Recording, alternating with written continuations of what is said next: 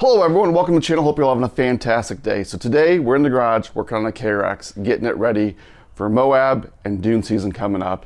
And we're going to add a chase light, kind of modified. If you've watched my channel in the past, you know I like to do things on the cheap. I like to build things myself because it gives me a sense of accomplishment.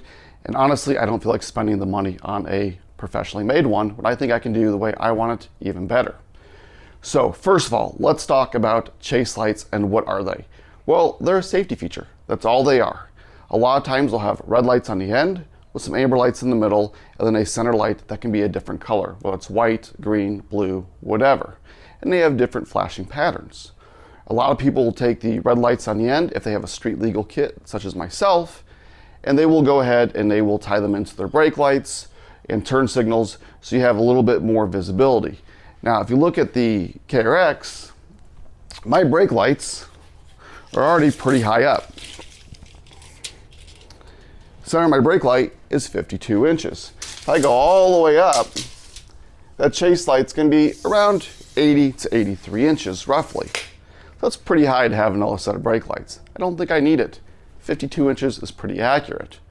Plus, if I have something up there, you're gonna see me. So, all they are is a safety measure. Now, do you need one? That's really up to you and depends on your riding style and where you're gonna be. So look at the Pioneer, for instance. I know you can't see it, it's up over there. I would never put a chase light on there because I don't need one. I use the Pioneer to go out. I do more of a slow 25, 30 mile an hour, cruising through the desert, whatever. And I like to do the scenic route with that stuff and rock crawl and do all kinds of fun stuff with it. Where the KRX, I'm gonna end up taking it to Moab. It's what I take to the dunes. Just swap the tires out, you're good to go. And a lot more fast desert driving where the dust can kick up. So the KRX definitely should get one. Now, how much do they cost? Well, that's really on you. You can pick up a cheap one for about $100 entry level. That will do most all the functions. Or you can get into some of the name brands that cost $400, $500, $600. And that's just not in the budget, not in my price range. I have other things I can do with that money. And will I really use it all the time? Not really. So in the beginning of the video, I said I'm gonna do a modified chase light. Well, let me show you what that's gonna be. So this is what I'm gonna use to make my chase light. It's very simple and inexpensive. So I'm gonna use a couple of these. They're 7 or 8 inch lights. I'll put a link in the description below. For my backup lights, I think all side-by-sides should really come with them. I mean, cars do. But all these on an independent switch so that I can hit the switch and I can illuminate behind me. These in my eyes are really important when you're loading a trailer at nights or you're just out night riding and you want to see what's behind you. The next thing we're going to do is I'm going to install these. These are just some very thin. They're 4 sets of LEDs. They're amber and white and they have different flash patterns. Next, I got some old 3/4 inch, 1/8 inch angle iron from a project that never got used. I think this is about 4 feet, but we're gonna end up cutting it up because I don't need it all. For those of you wondering how am I gonna control this, well, it's really easy. If you go back to a previous video, I did the Vox switch install. And if you remember, that has 4 functions on the switch. It has an on-off, a flash, a strobe, and a momentary. We don't care about the flash and strobe. I want the on-off for the backup lights, and I want the on-off for the LED lights, and I want a momentary switch to switch the LED lights. And let me show you what this looks like over here on the bench. So before I show you these LED lights, this is the wiring setup. You have a ground, you have a constant power. This will be the on-off switch, and this red wire right here will be the momentary switch.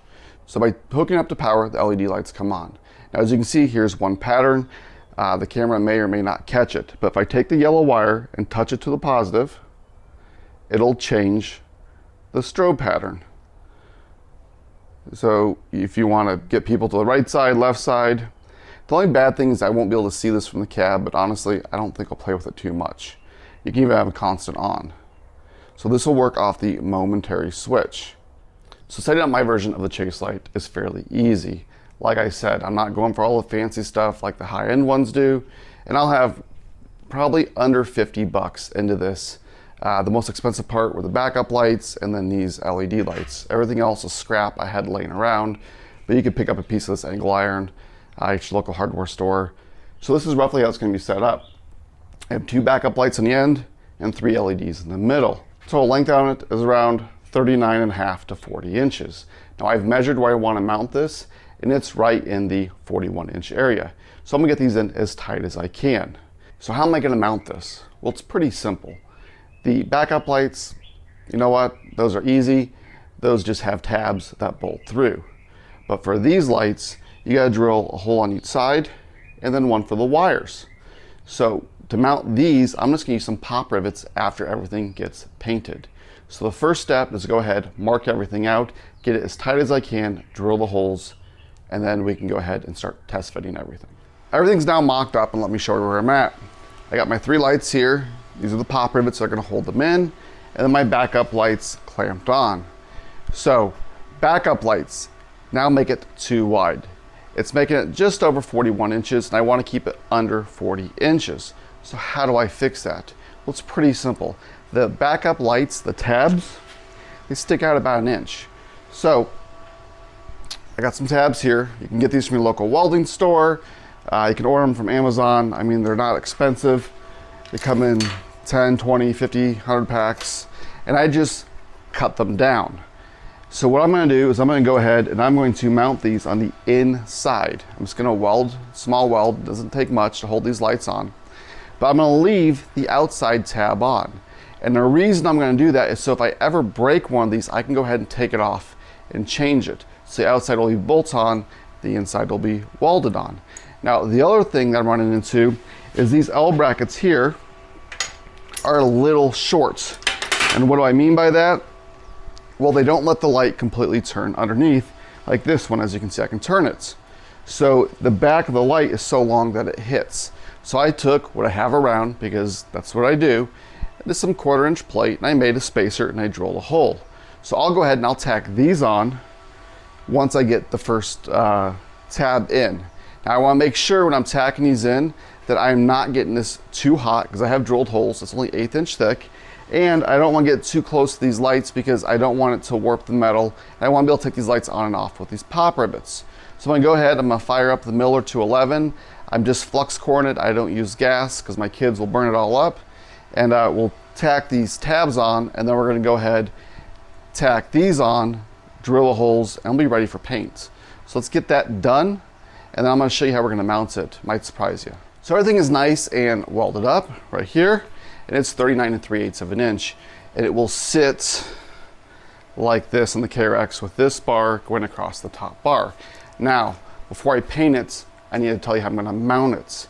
And mounting it, well, it might throw you off. I'm going to use zip ties. No, not what you're thinking. I'm not using the plastic zip ties. I'm going to use these. I'll set this down. So these are stainless steel, believe it or not. They have a black PVC coating, and you just push them in just like a normal zip tie, and there's a little ball in there. So thought the camera's gonna see it, but that locks it in. Now, a lot of times you're gonna need a special tool to put those on, but honestly, you can use a pair of pliers, needle nose, and you can really wrap it down. So now we need to cut it. And how are we gonna cut it? Well, simple, plasma cutter. For those of you wondering, I have a cheap plasma cutter I got off Amazon. It's a blowback pilot arc design. Now, plasma cutters have come a long ways in the last, I don't know, 5, 8 years, and they're no longer thousands of dollars. So we're gonna go ahead, we got our gloves on, we're gonna put helmet on. Now I did put it to cut mode, so I only have a shade of 6 right now. But we're just gonna do some quick plasma cutting, then we can get this over to the tree and get it painted, and then everything will be wired up. While I'm waiting for the paint to dry on the chase bar, I brought the LED lights over here to this workbench, took them up to my 12 volt power supply. Now, why am I doing that? Well, I want to make sure everything's set up the same. Let me show you. So you turn it on. I set them all to just this setting individually, so that now when I click on them, they all do the same thing. But the other reason, as we'll get to it, they all go in the same direction. The camera's showing that. Now I can turn this off, make sure I don't twist anything when I go ahead and mount it, and it will be set up just perfect. And that way everything's lined up. So for wiring, what are we going to do? Well, we're going to use the welder pack connectors again. I'm only going to use 2. As you can see, there's 2 wires, but there's 5 wires total. We have 1 hot for the backup light, and then 1 grounds, and then a hot for these lights, a momentary, and a ground. Well, I'm going to combine the 2 grounds and then go from this welder pack connector all the way down to the chassis ground. If you're not familiar, just inside the fender well of the driver's side of your KRX, up towards the top of the shock, there is a factory chassis ground. So that's going to be our ground, and then all the power wires will go to the dash. So let's go ahead, let's get these mounted up. That bar should be dried, and get this assembled. So mounting these up should be pretty easy. We're just going to feed the wires through. And now I did make sure the orientation of these are all correct. And then we're just going to pop rivet these in. And for those of you wondering, I am using a 5/32 pop rivet.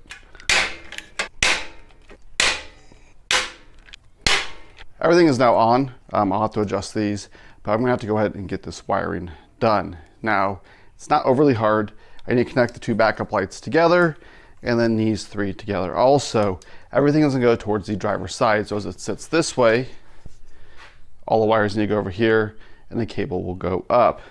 And then I will put my stainless steel zip ties right here once I get the plugs pre-wired onto this. Okay, let's show you the install. So I've taken the seat out with the seat base, get your post steel down there. They come up, got the air filter box off. So here are my plugs from the wiring harness. Now I did have 1 extra wire I wrapped right up in there. And they come on down across this B pillar, I guess. And 1 wire right here goes to the ground, and the rest go all the way up. Let me show you the ground. And there's the ground wires. Now, here's my wiring on the light bar. I will probably have to get some of those sticky wire ties to go ahead and get this to stick up just like that. And then that's where the zip ties are going to go. And this will go just like that.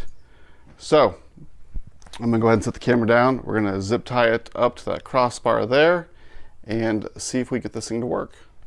Well, the last things we got to do is plug in the plugs. So I did these so they're reversed. So I have 1 male on one side, a male on the other side. And I'll have to tidy these up here in a minute. Let's get this. All right, let's turn the key on. Right now it should be backup light. Perfect. Light bar. And then my momentary switch.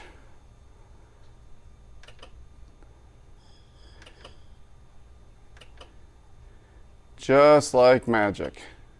Well, there you have it. There's my version of a chase light. Like I said, modified. I was really only after the reverse or backup lights, but adding these strobe lights, well, they're a good safety feature, especially for when I'm at the dunes or just in dusty situations. Now, will I run them all the time? Probably not. Honestly, I'll probably forget they're there. Now, if you're worried about the zip ties holding them on, stainless steel zip ties are pretty strong. But if I do have an issue, I can go ahead and just get some roll bar clamps and bolt it onto that. It's not a big deal. Is it easier to buy a light? Absolutely. It's like $100. Unless you want a high-end one, then you're up to $400 to $600. But you know what? I'm not worried about it. And hey, I did it myself. So don't forget to like, share, subscribe, and until next time.